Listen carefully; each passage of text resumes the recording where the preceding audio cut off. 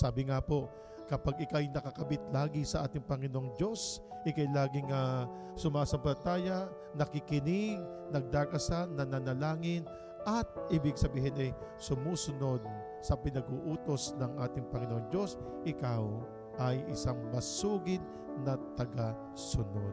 Ang ating pong Panginoong Hesukristo, walang humpay, walang tigil na laging nagsasalita, nangangaral, nagtuturo sa kanyang mga alagad.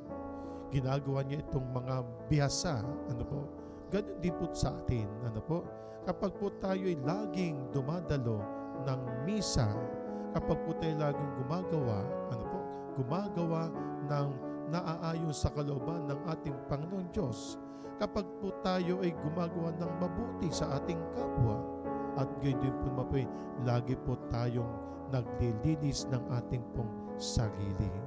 Wala po tayong mga ginagawang mga mali sa ating buhay. Tayo po ay kinalulugdan ng ating Panginoong Diyos. Si Kristo na laging nagpapaalala sa atin, sundan po natin.